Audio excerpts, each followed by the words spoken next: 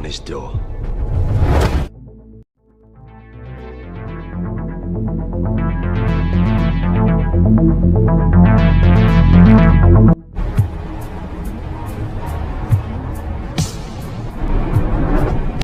Danny adalah seorang petinju profesional Inggris yang karir atletnya sudah mulai meredup. Pada akhirnya, Danny pun memutuskan untuk merantau ke negara Irlandia. Di negara tersebut, Danny membuka usaha tempat tinju untuk menghasilkan uang.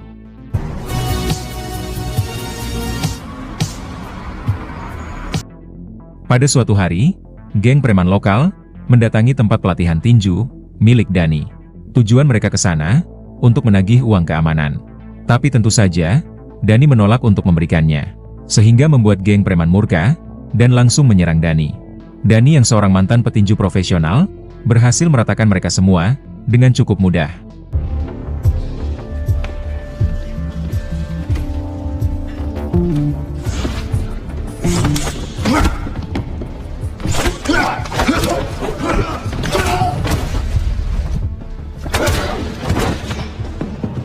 I'll be knocking on his door. Lalu adegan film berpindah ke kota London, Inggris. Kemudian, kita diperkenalkan dengan Joe, yang ternyata adalah adik kandung Danny.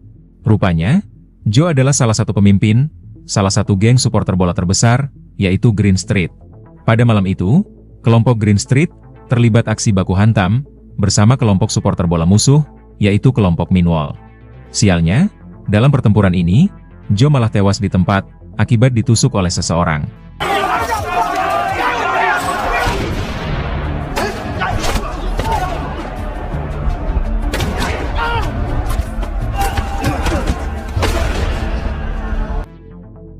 Dua jam setelah itu, Danny dihubungi oleh ibunya, memberitahu sebuah kabar duka. Perihal adik Danny, yaitu Joe, yang tewas ditusuk dalam sebuah aksi pengeroyokan. Mendengar kabar duka tersebut, malam itu juga, Danny kembali ke Inggris.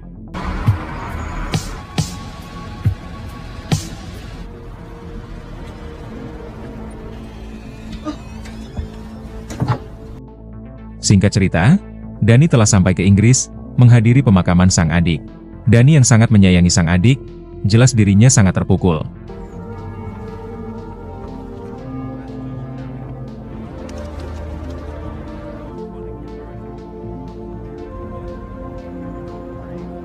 Di hadapan sang ibu tercinta, Danny bersumpah akan menuntut balas atas kematian sang adik, yaitu membantai si pelaku dengan cara yang sangat brutal.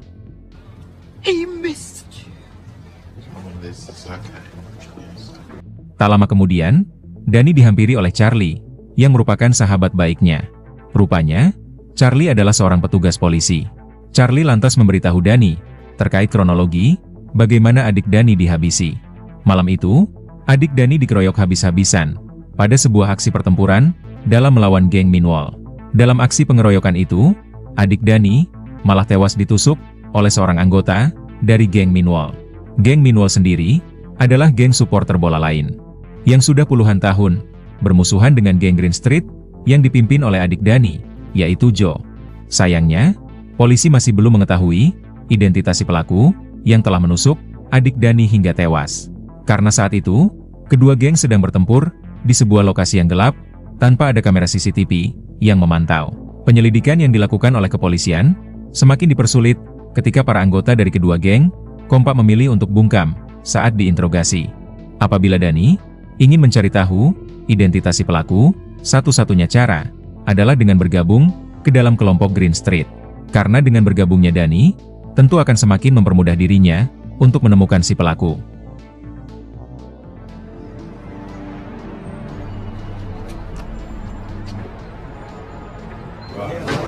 Di hari berikutnya, Danny mendatangi markas Green Street yang berlokasi di sebuah bar. Kedatangan Danny ke sana disambut dengan baik oleh para anggota Green Street. Danny lantas mengutarakan keinginannya untuk bergabung bersama Green Street, menggantikan posisi mendiang adiknya, yaitu Joe. Awalnya, keinginan Danny untuk bergabung sempat ditentang oleh John dan Billy, yang merupakan petinggi Green Street. Karena mereka berdua curiga, Danny adalah mata-mata polisi. Mengingat, Danny memiliki seorang teman baik, yaitu petugas polisi bernama Charlie. Menanggapi itu, Dani dengan tegas mengatakan kalau dirinya sudah tidak lagi berteman dengan Charlie. Bahkan, Dani justru sangat benci dengan Charlie, termasuk dengan para polisi lainnya. Karena Dani menganggap Charlie dan para polisi lainnya enggan mengusut kasus pembunuhan adiknya. Hanya karena si adik adalah seorang pemimpin geng yang mereka anggap merupakan sampah masyarakat yang suka membuat onar. Setelah mendengar hal tersebut, barulah mereka semua setuju menerima Charlie bergabung ke dalam geng Green Street. Lagi pula, Dani adalah seorang mantan petinju pro yang pasti akan sangat berguna untuk membantu mereka dalam melawan geng musuh. Always welcome here, mate. Padahal, tujuan utama Dani bergabung adalah untuk mencari si pelaku yang menghabisi adiknya untuk menuntut balas. Di hari berikutnya, di stadion sepak bola, geng Green Street kembali terlibat pertikaian dengan geng musuh. Di mana pertikaian ini, dengan sengaja, dipicu oleh Dani sendiri. Hal ini Dani lakukan untuk menarik perhatian seluruh anggota geng Green Street, agar mereka percaya tujuan Dani bergabung murni untuk melawan geng musuh.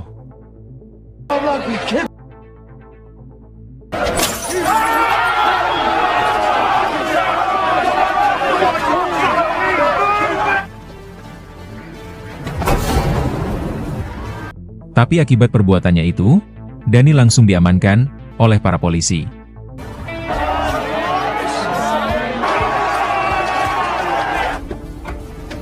Namun di tengah perjalanan, Dani malah dilepaskan begitu saja oleh para polisi. Rupanya, para polisi ini diperintah oleh Charlie, yaitu sahabat baik Dani sendiri.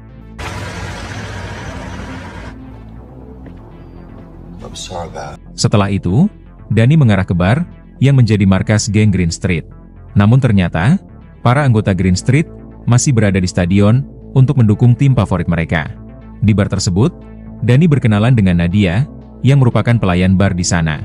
Sepertinya, Dani sudah mulai naksir kepada Nadia sejak pandangan pertama. Tak lama kemudian, para anggota Green Street datang. Kemudian, John memberitahu Dani agar bersiap-siap. Karena cepat atau lambat, pihak musuh yang Dani serang tadi pasti akan melakukan serangan balik. Dugaan John ternyata benar, para anggota geng musuh mendatangi bar tersebut untuk melancarkan serangan.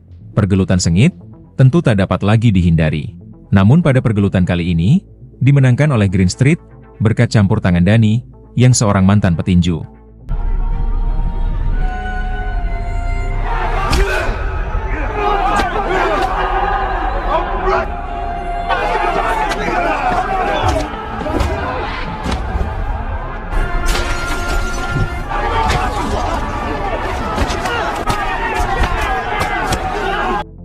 Setelah berhasil memukul mundur geng musuh, para anggota Green Street langsung merayakan kemenangan mereka. Mereka memuji dan mengagumi tekad dan keberanian Dani. Pada akhirnya, mereka semua sepakat untuk merekrut Dani sebagai salah satu pemimpin mereka, menggantikan posisi mendiang Joe, yang merupakan adik kandung Dani sendiri. Kemudian, Dani memberanikan diri untuk mengajak Nadia untuk berkencan malam ini. Nadia yang ternyata juga naksir kepada Dani, dengan senang hati menerima ajakan kencan darinya.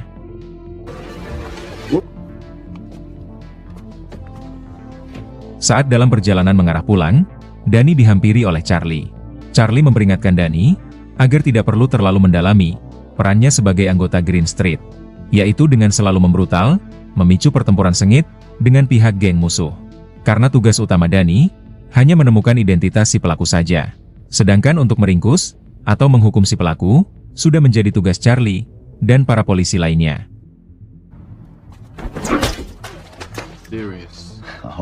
Mendengar itu, Dani langsung menegaskan kepada Charlie, dirinya tidak akan pernah rela melihat pelaku pembunuh adiknya hanya berakhir di penjara saja. Dengan kata lain, Dani ingin nyawa adiknya dibayar dengan nyawa si pelaku.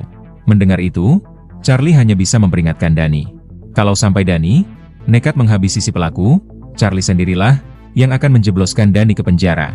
Karena sebagai aparat penegak hukum, Charlie tidak akan tinggal diam melihat Dani main hakim sendiri. Walaupun Dani adalah sahabat baik Charlie sendiri. Akan tetapi, Dani sama sekali tidak peduli dirinya mendekam di penjara, asalkan dendamnya terbalaskan. Di hari berikutnya, Dani fokus melatih kekuatan fisiknya. yaitu sebagai bekal untuk melawan geng musuh, serta membantai si pelaku apabila sudah ditemukan. Rupanya, Dani tetap dengan keputusannya untuk menghukum si pelaku dengan memakai hukum rimba, alias nyawa dibayar dengan nyawa. Walaupun Dani sudah diperingatkan oleh Charlie, sahabatnya yang seorang ketua polisi.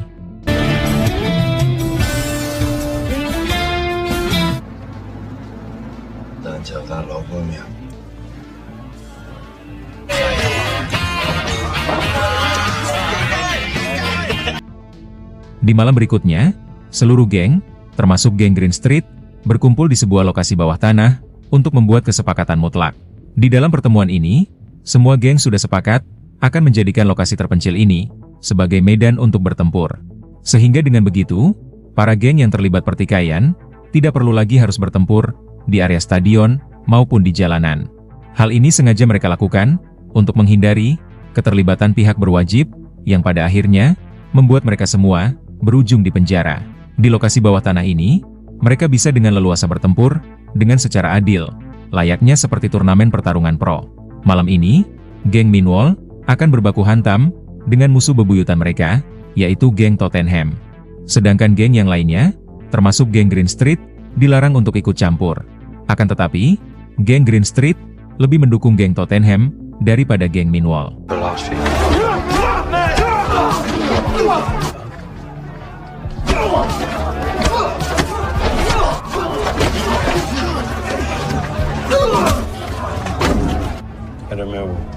Karena geng Green Street masih terlibat permusuhan sengit dengan geng Meanwhole.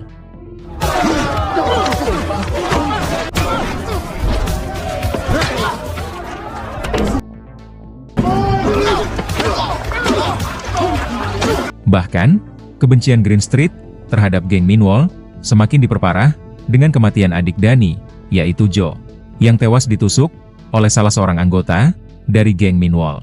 Pada pertempuran yang adil ini, dimenangkan oleh geng Meanwhole. Pemimpin geng Meanwhole, yang diketahui bernama Lucas, langsung menyombongkan diri di depan Dani. Yang mana hal tersebut semakin menyulut api dendam yang sudah ada dalam diri Dani.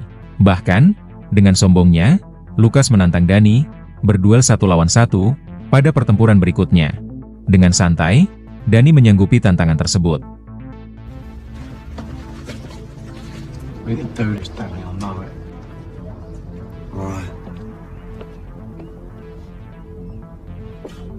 Setelah itu, Dani mengarah ke rumah Nadia. Dani yang pisau tumpulnya sudah lama tidak diasah, langsung mengajak Nadia bercocok tanam. Nadia yang gawang sempitnya sudah lama tidak dibobol, dengan senang hati menerima ajakan dari Dani untuk bercocok tanam.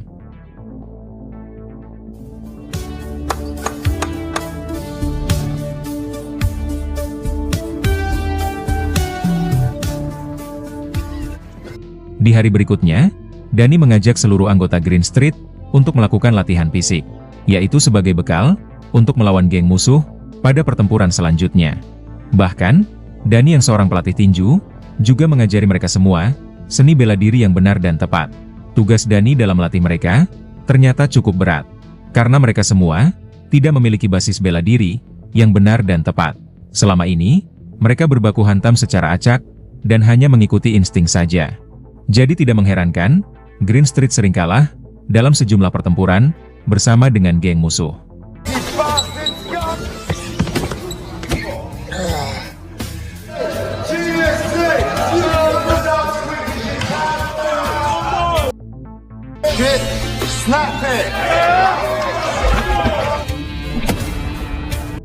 Singkat cerita, di malam harinya, geng Green Street bersiap akan bertempur dengan geng musuh lainnya, yaitu geng Roxy.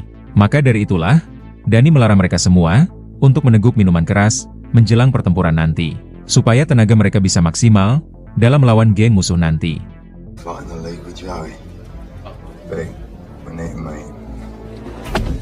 Kemudian, Dani melakukan pertemuan rahasia dengan sahabatnya yaitu Charlie.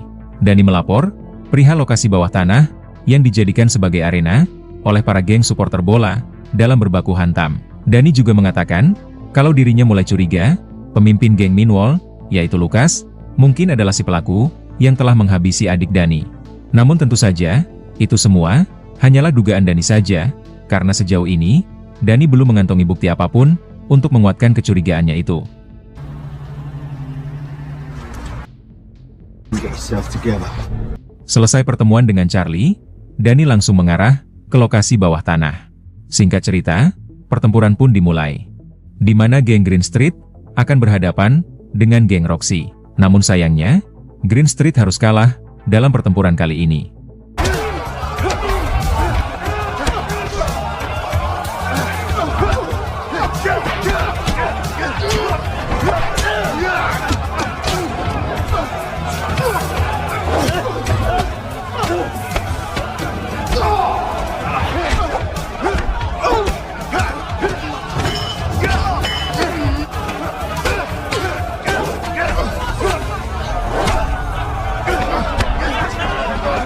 Meskipun mereka semua sudah latihan dengan begitu keras, tapi sepertinya keberuntungan masih belum berpihak kepada geng Green Street.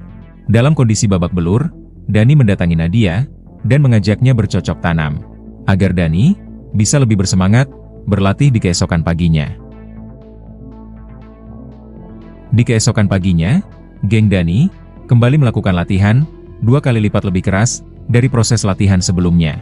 Kekalahan memalukan tadi malam rupanya tidak membuat Green Street patah semangat. Sebaliknya, mereka justru semakin bersemangat untuk keluar sebagai pemenang dalam pertempuran berikutnya. Singkat cerita, pertempuran kembali diadakan. Malam ini, Green Street harus berhadapan dengan geng Inventory.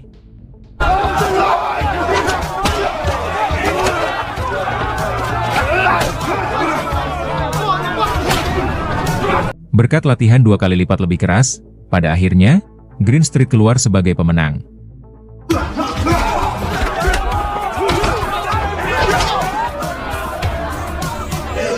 Kemenangan Green Street ternyata terus berlanjut dalam pertempuran berikutnya. Setelah meraih sejumlah kemenangan, nama geng Green Street semakin harum dan terkenal di kancah dunia geng supporter bola. Pada pertempuran berikutnya, Dani dan kawan-kawan menyaksikan pertempuran geng Minwall melawan geng Chelsea. Di antara seluruh geng supporter bola, geng Minwall lah yang paling brutal.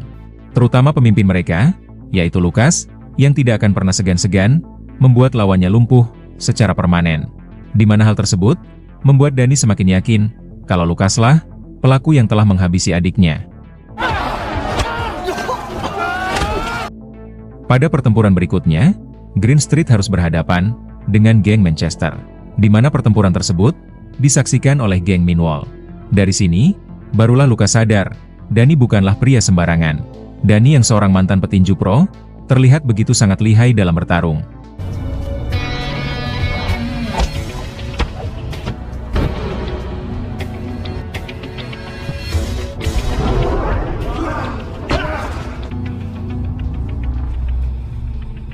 Alhasil, geng Green Street kembali keluar sebagai pemenang. Di keesokan harinya, Nadia tak sengaja melihat Dani mengobrol dengan Charlie yang seorang ketua polisi. Sontak Nadia pun curiga kalau Dani adalah mata-mata polisi. Padahal sudah jelas kalau anggota geng supporter bola dilarang untuk berhubungan dengan aparat hukum manapun.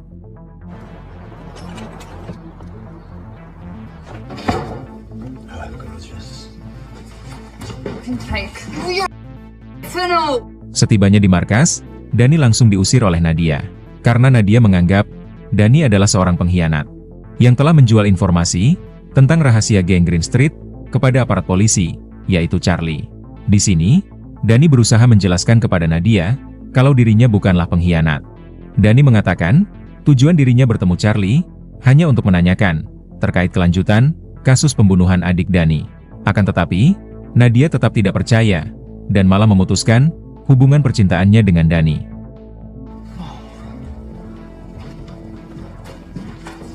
Dengan berat hati, Dani meninggalkan markas tersebut. Dalam perjalanan menuju pulang, Dani dihampiri oleh Lucas. Lucas lantas meminta Dani untuk ikut dengan dirinya. Lucas beralasan, dirinya mengantongi informasi terkait identitas pelaku yang telah menghabisi adik Dani. Tanpa curiga sedikit pun, Dani malah langsung percaya dan setuju ikut dengan Lucas.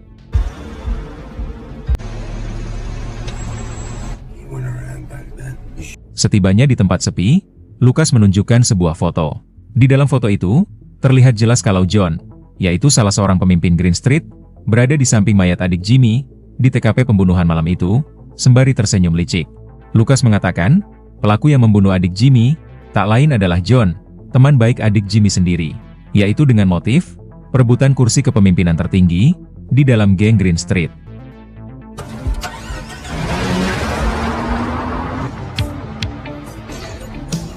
Mengetahui kenyataan ini, jelas Danny sangat murka. Saat itu juga, Danny mendatangi John yang sedang latihan fisik. Tanpa banyak cincong, Danny langsung menghajar John. Kalau tidak segera dilerai, mungkin John sudah tewas, dihabisi oleh Danny.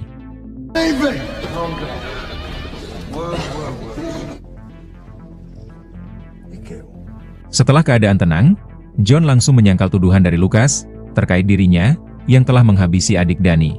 John sangat yakin Lucas melakukan ini untuk mengadu domba Danny dan John. John mengatakan dirinya menyaksikan sendiri kalau Lucas dan para anak buahnya yang telah mengeroyok adik Danny hingga tumbang dan sekarat. Tak puas sampai di situ, Lucas lanjut menusuk adik Danny hingga akhirnya tewas di tempat.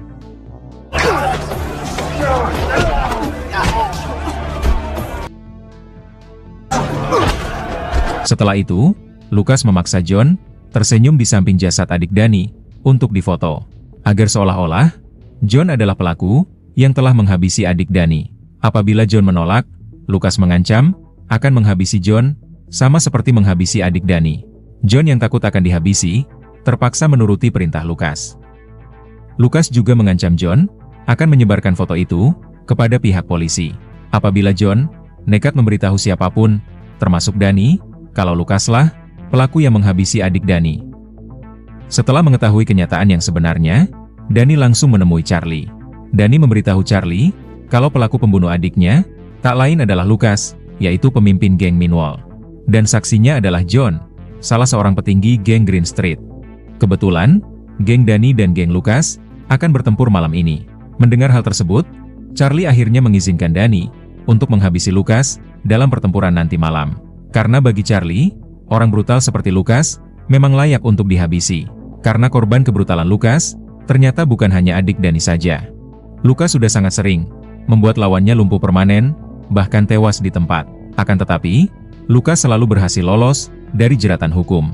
Dikarenakan Lucas ternyata cukup pandai dalam memanipulasi kronologi pembunuhan yang ia lakukan, yaitu dengan cara menghilangkan sidik jari serta mengintimidasi saksi mata agar tidak buka mulut ke polisi, seperti John contohnya. Bahkan, Charlie siap turun tangan untuk membantu geng Green Street dalam melawan geng Meanwhile.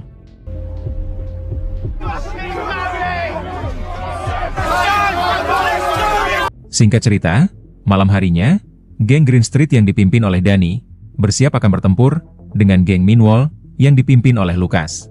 Charlie yang seorang ketua polisi juga ikut melibatkan diri dalam pertempuran antar dua geng tersebut. Pertempuran berlangsung cukup seimbang, karena Green Street dan Meanwhile adalah dua geng supporter bola yang sama-sama kuat.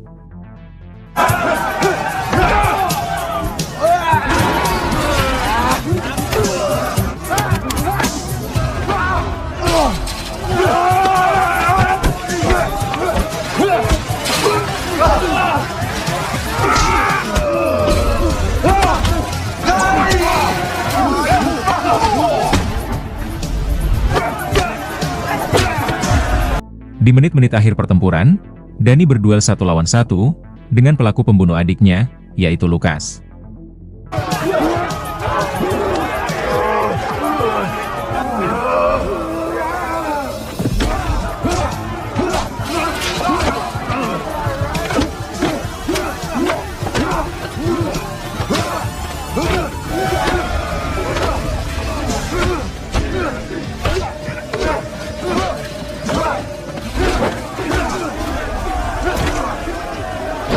Danny yang dirasuki api dendam, berhasil mengalahkan Lucas dengan menghajarnya habis-habisan. Akan tetapi, Danny memilih untuk tidak menghabisi Lucas.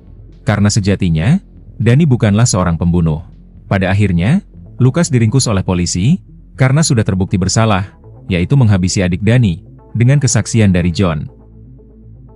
Setelah itu, Green Street merayakan kemenangan mereka dalam mengalahkan geng musuh bebuyutan mereka, yaitu geng Meanwhile. Sementara itu, Danny dan Santi sudah kembali menjalin hubungan, setelah sempat putus, karena sebuah kesalahpahaman. Kemudian, film pun selesai.